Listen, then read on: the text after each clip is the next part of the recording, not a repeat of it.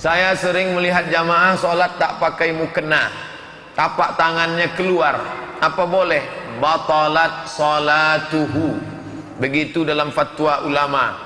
Orang perempuan yang sholat nampak tangannya, maka batallah sholatnya. Dia mesti ulang. Kami tengok Pak Ustaz, jamaah-jamaah India itu pakai sari saja, nampak tangannya. Jangan tengok solat orang umum, orang awam, orang jahil.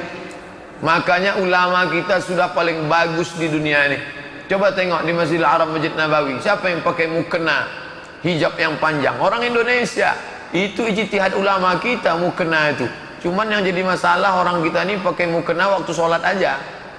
Buka solat, dibukanya mukena, digulungnya dalam tas kecil. Pakai hijab, kain penutup. Kalau berdiri dia, tangannya turun, tertutup tangan. Kalau berdiri, dipakaikan kain ini di atas kepala, turun dia ke bawah, tertutup ujung jari. Nah, ini agak-agak tertutup ujung jari. Kalau mau beli yang sudah jadi, beli ukuran XL, XXL. Beli. Ustaz kok tahu? Saya sudah tengok ukuran. Yang tertutup ujung jari kalau tegak itu XXL. Maka nanti ketika dia Sami Allahu liman hamidah. Tapi kalau jilbabnya yang segini, Sami Allahu liman hamidah, nampak tangannya, batal salatnya. Nah, ini tentang masalah menutup aurat. Bukan kata saya tuh, itu fatwa ulama. Apakah dengan salat sunat Isra sudah terpenuhi salat duha? Bagi yang sudah salat sunat isyraq 2 rakaat, lalu kemudian tak salat duha lagi dia tak apa-apa, karena isyraq sama duha itu sama. Bedanya apa Pak Ustaz?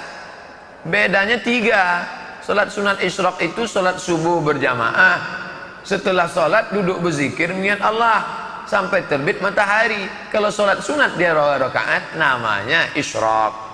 Tapi kalau tidak ada yang 3 itu namanya duha. Misalnya ibu sholatnya di rumah, mau berangkat kerja, sholat 2 rakaat, itu namanya duha. Kalau bagi kita yang sudah 3 tadi, sholat subuh berjamaah, duduk berzikir dengan Allah sampai terbit matahari, sholat 2 rakaat, namanya isyraq. Kalau ditambahnya Pak Ustaz, bagus. Habis sholat isyraq, pas bubar nanti sholat duha dia lagi, bagus, tak salah. Berapa batasnya? Tak ada batas. Karena riwayat Aisyah, summa yazidu masya'a, Nabi menambah semau dia. Ini hari libur, besok libur, sholat banyak, baik, amat sangat baik, tak salah. Saya masuk akademi dengan diminta uang 60 juta. Sekarang saya sudah ngaji dan tahu itu dosa. Saya sudah tobat. Apakah haram gaji saya bekerja dengan ijazah sogok itu Pak Ustadz? Inilah masalahnya jamaah ini. Dia bertanya barang itu dah jadi. Jadi kita pun payah menjawab. Maunya sebelum itulah tanya, Ustaz saya mau begini. Makanya dulu orang datang ke Nabi itu bertanya akan dia. Ini mau ku makan. Nah, jadi kita menjawab, Ustaz saya kenyang betul nih Pak Ustaz. Kenapa? Habis makan babi tadi, haram nggak nih Pak Ustaz? Payah gitu. Jadi masalah sogok ini 2 modelnya. Dengar baik-baik, jangan sampai muncul isu somat membolehkan sogok. Itu neraka jahanam. Nanti saya kena tahzir. Sedangkan betul aja pun kita kena tahzir, apalagi kita salah. Syarat masuk ke akademi, nilai rata-rata 7. Badan sehat, fisik, periksa gigi, periksa telinga, tak boleh ada anting, periksa bersih. Kesehatan, medical check up semua. Siapa yang cukup 3 syarat ini, maka dia lulus. Nah, ketika dia ikut tes itu, dicek. Nilainya rata-rata 7, ya. Tidak ada anting, tidak ada. Oke, gigi semua tak berlubang. Medical check up sehat, dah. Tapi pihak akademi meminta. Maka dalam kasus ini boleh dia bayar. Kenapa? Karena dia tidak sedang mengambil hak orang lain. Itu yang ada di dalam sendok itu memang nasi dia. memang punya dia, tapi si tukang pegang sendok ini nakal, jahat. Begitu dia minta, itu punya saya, wani piro sampai. Wani berapa? Ini boleh dia bayar. Kenapa? Karena kalau tidak dia bayar, ini akan diambil oleh si Manung Khalid, akan diambil oleh si Hutapea, akan ambil oleh si Raja Guguk. Ini bisa terjadi pada saudara kita yang menjadi guru honorer. Sekarang berapa banyak guru-guru kewalahan umat Islam, guru-guru banyak di waktu pengangkatan dulu. Nah, ini penting. Yang tak boleh itu begini, syarat nilai rata-rata 7, mesti telinga tak beranting, gigi tak bolong, tiba-tiba bisa ditutupnya ini dengan bayar. Kamu bayar 100 juta, gigimu yang bolong itu bisa kami sumbatkan, telinga kamu tuh bisa kami buat seolah-olah tak ada anting, dan nilaimu yang 6 ini bisa kami dongkrak. Itu haram. Nah, maka tentukanlah diri masuk kategori yang mana. Kategori yang mana saya ini? Nampak-nampaknya saya condong ke yang selamat aja lah Pak Ustaz. Mana yang lebih baik? Lanjut studi atau fokus ngapal Quran terlebih dulu? Bagus ngapal Quran. Andailah musim boleh diulang balik, tentu saya ngapal Quran dulu baru ke Mesir.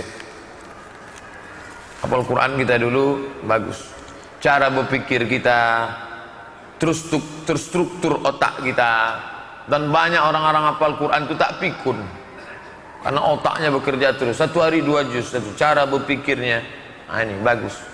Nah, oleh sebab itu anak kemanakan saya ingin bercita-cita mereka kalau boleh janganlah macam Ustadz Somad yang tak hafal Quran, tapi kalau bisa anak cucu kita hafal Quran. Bagus. Setahun pondok Padanaran yang di Jawa itu setahun program, masukkan deh. Bagus. Saya menikah, tapi saya tak bisa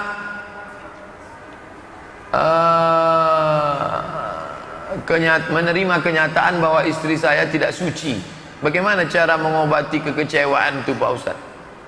Ditulis dalam kitab Fikih Sunnah Sayyid Sabiq.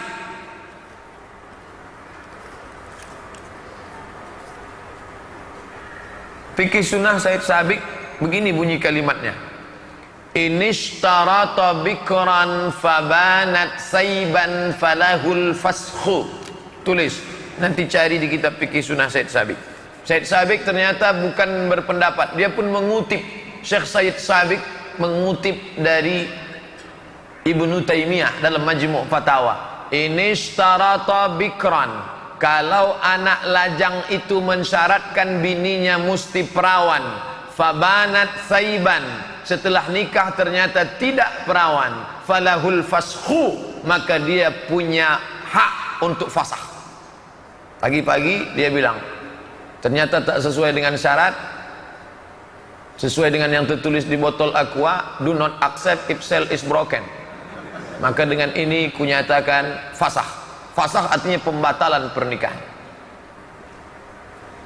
Nah, sekarang antum nampaknya dia tidak mau fasah, dia menerima, karena bunyi pertanyaannya bagaimana cara mengobati kekecewaan. Tak bisa. Tapi ada sebagian orang, apalah arti sebuah keperawanan, kata dia. Ada laki-laki, aku bisa menerimamu apa adanya Adinda, kata dia. Oke lah, tapi jangan putih. Hidup ini putih atau hitam. Kalau memang putih, jaga dia baik-baik, tapi jangan diungkit-ungkit. Kalau memang hitam, lepaskan dia baik-baik. Kalau pegang dia baik. Kalau lepaskan dia baik. Jangan abu-abu. Ketika hati sedang senang, ku terima kau apa adanya. Ketika sedang marah, kau pun dulu tak perawan kok.